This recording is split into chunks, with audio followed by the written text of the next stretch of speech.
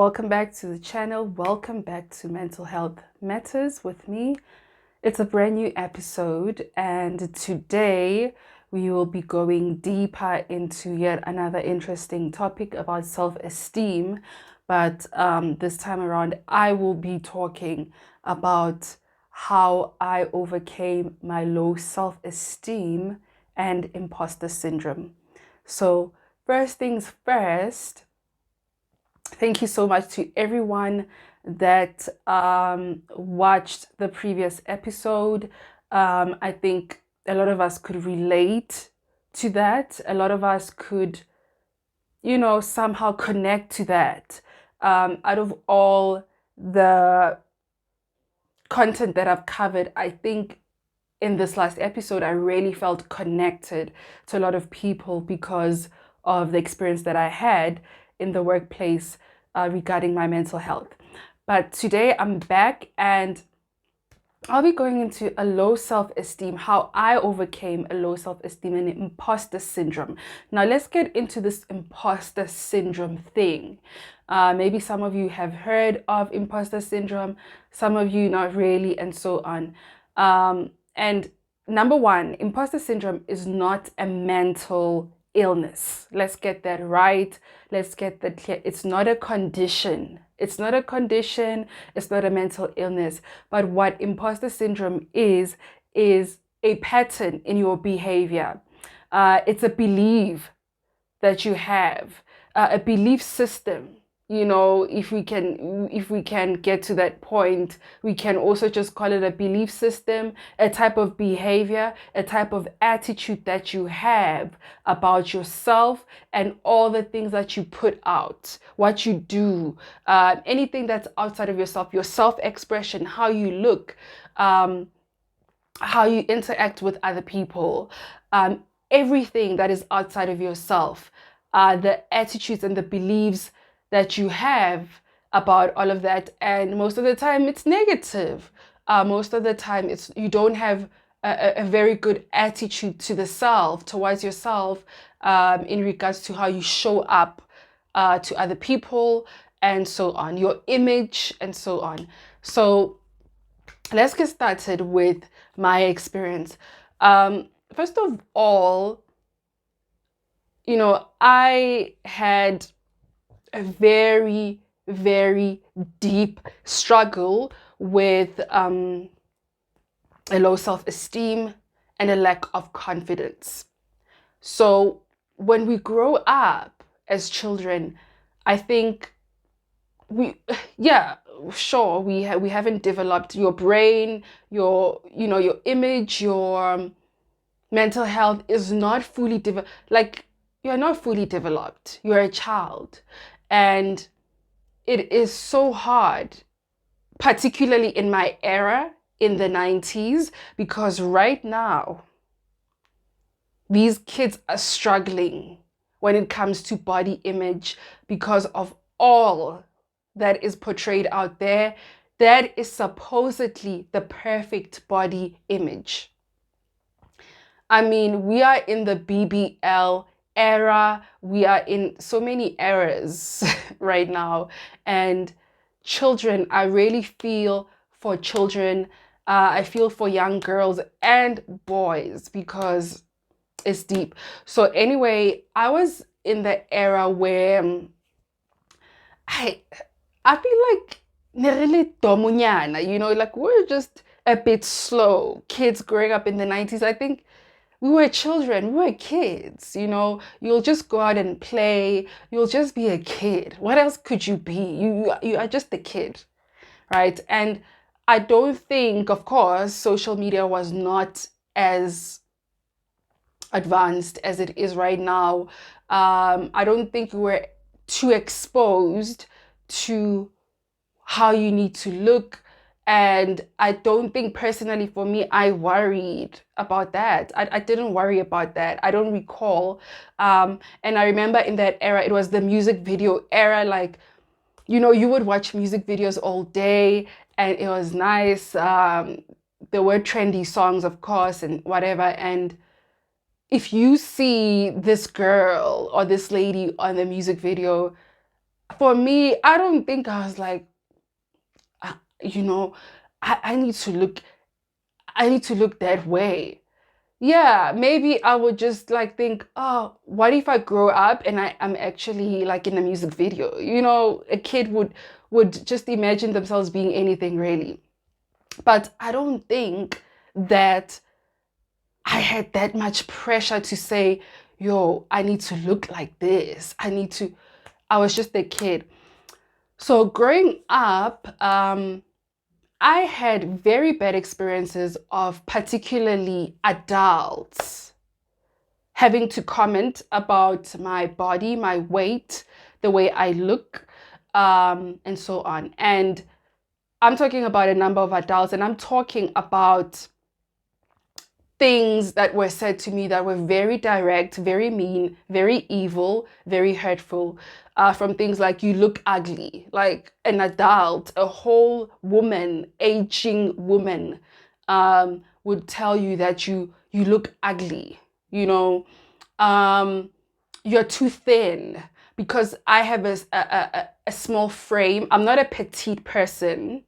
I just have a small frame, and genetically, where I come from, all 3 generations, make sure that you learn about where you come from. Make sure that you learn about where you come from. Observe. If your grandparents are not alive or whatever, look at their pictures. How did they look? Oh, this is my grandmother when she was in her 40s. If you still have pictures and whatever, this is my grandmother. Oh, this is how her body, this is how she developed. You know, do your research, find out health problems. It's the same thing. Find out, what are the common health problems do women or men in your family have or have developed over time. Do your research, because when you do that, you are actually getting to know yourself, and no one or nothing nothing will affect you that anybody has to say. Anyway, so yeah, people would say things like adults, whether it be like relatives, whether it be teachers, whether it be just adults in the community. They would say things like, you're ugly. They would say things like, you're too thin. They would say so many bad things.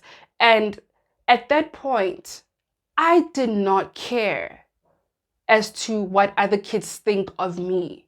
I did not care as to what other kids think of me, because whenever you are being bullied as a kid by another kid, just know that that kid is also being bullied. So they are just projecting that you are children. You don't know much. You don't know the damage that you're causing. You're just a child, and you are expressing what has been or what is being expressed to you. So if you had to ask me, I don't think I am still suffering from the bullying that I experienced from other children. No. In fact, I feel like no kid my age could bully me or say mean things, because I would retaliate, because we are kids. But I'm telling you, a lot of adults had so much to say about me. They had so much to say from when I was a baby. From when I was a baby, they had so much to say about me. Now, growing up, personally speaking, in my house with my immediate parent, I did not experience that. I did not experience that. In fact, in my house, we did not use that language where you bully someone else and you talk about how bad you look and how extreme is this. We did not have that. This came from other adults externally in the family, in the neighborhood, teachers, just adults that I don't know, that I am not connected to. So it really affected me, but I was a kid and I knew that it affected me, but I could not really tell how it affected me. All I knew is that I became closed off. It was becoming a little bit difficult for me to speak my mind, to express myself. It was becoming a little bit difficult for me to take pictures, to enjoy nice clothes, new clothes. Um, if I get new clothes, it was very difficult for me. Like, I became a shy child, but I was not shy, or an introverted child, if you may call it that. But actually, I was not shy. I didn't feel good enough. I didn't feel like I'm worth it. I did not feel like, I'm deserving of the good stuff, really. Um, it was always short-lived. I'd always feel good for like 2 seconds and that's it. And then I'm just closed off.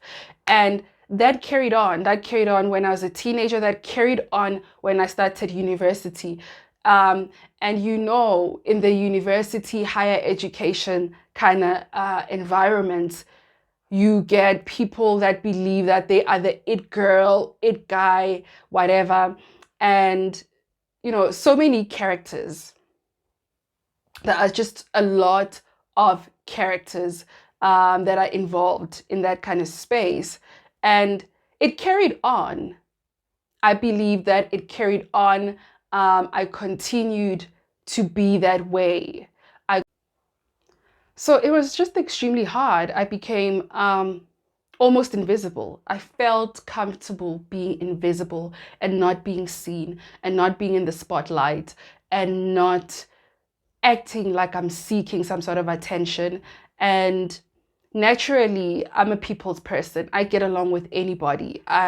Naturally, I'm not shy, but I became a shy person. Naturally, I don't think I'm an introvert. I don't believe in those things, extrovert, introvert, but you could easily classify me as an introvert in that kind of space, based on how I expressed myself and so on. So this carried on. It carried on. I completed varsity, graduated and everything. And I majored in psychology. So if you are living in South Africa, you have to do your postgraduate. You have to continue with your studies. You can't just, leave it there. That's if you want to pursue psychology. So I started working and whatever, but I was so closed off, so shy that I firmly believed that I did not deserve anything better, anything that is going to lift me up, anything that's going to make me successful, basically. And that is where the imposter syndrome came through, because I was supposed to apply for my honors and continue with my degree, but I genuinely thought that I'm not gonna make it. They're not gonna select me. I'm not eligible. I didn't do well enough. That time, I did not calculate my score. I didn't do anything. I didn't even inquire. I didn't even apply and get rejected to make that kind of conclusion. In my mind, it's already concluded. It took me 3 years or 4 years. And, something in me was just like, okay, fine. You firmly believe that you're not going to get accepted into this program. But let's see, something in me was just like, let's try. And I got accepted into the program.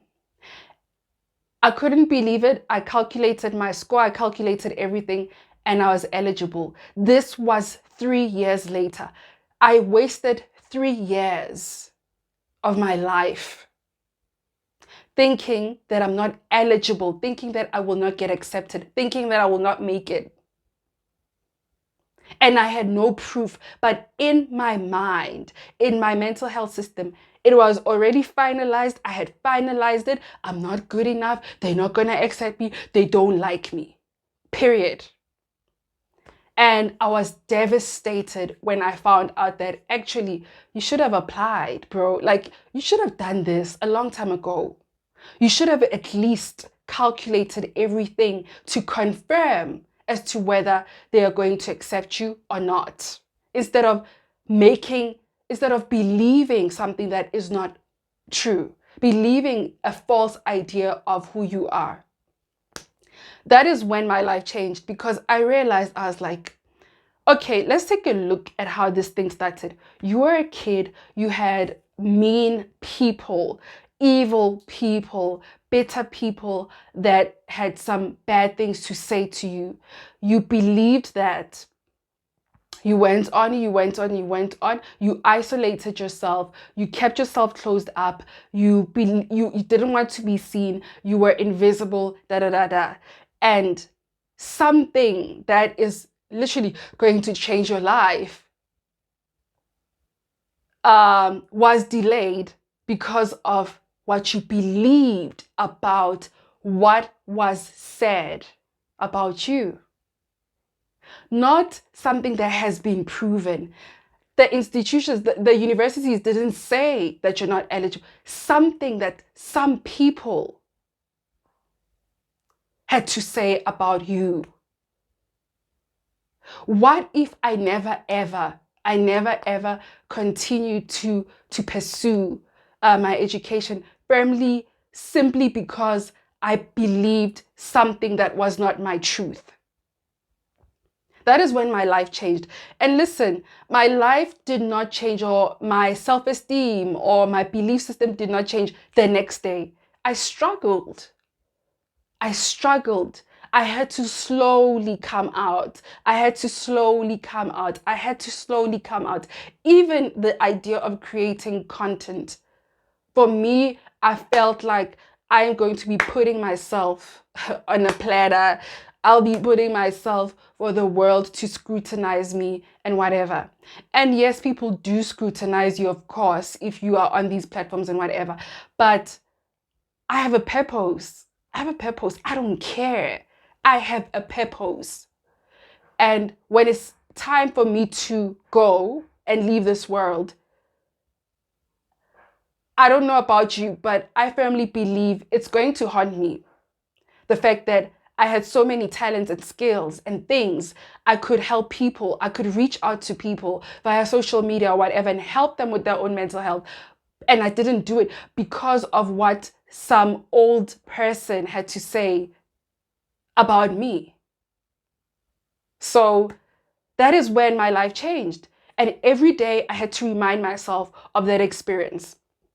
Remember when you thought you wouldn't get accepted and you got accepted? I had to remind myself, and slowly I came out of that imposter syndrome, and slowly my self-esteem improved. So through this story, I really hope that I can, strike a nerve somewhere inside of you, and just think and reflect about all the things that people had to say to you, had to say about you, whether they said it directly, whether it's through gossiping and telling other people what they think about you. And always know and remind yourself that that information, it doesn't belong to you. And here's what I also did, just to wrap up. I looked at all those people.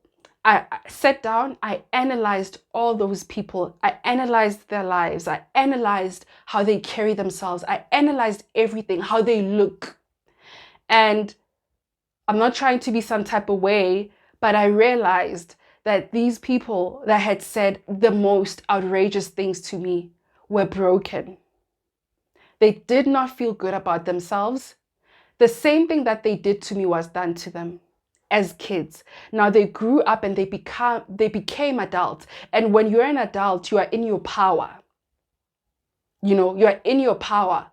And they did what was done to them. They did it to me, to try and heal that wound, to try and make themselves feel better. Because here is a beautiful child. Listen, today I wake up and I'm just like, yo, you're a flame, bro. Like, you're on fire. Okay. And yes, I do have my days where I just feel like, okay, today I don't really like how my skin looks. I don't really like this. But that's on me. I don't really like this. I don't really like that. Today, I don't necessarily feel good. Today, I just don't necessarily feel good. But honestly speaking, for most days, I'm just like, you are doing the most. You look amazing. You look good. Your skin is popping, this, that, your hair, whatever. And some days I just feel like, okay, no, this is not working. But that's from me. That is my own voice. It's not somebody else's voice. So think about all the people that has so much to say about you and how that has impacted your body image, your self-image, anything, your confidence, your self-esteem. And try and take a look at those, honestly observe those people and ask yourself whether what they did to you was done to them. It's highly possible. Most of the time, the bully was bullied in most situations. So this is what I just wanted to share, and I hope it can inspire us to really look within and look at how we can improve our self-esteems, look at how you can take care and love yourself and embrace yourself and honor yourself and respect yourself every single day.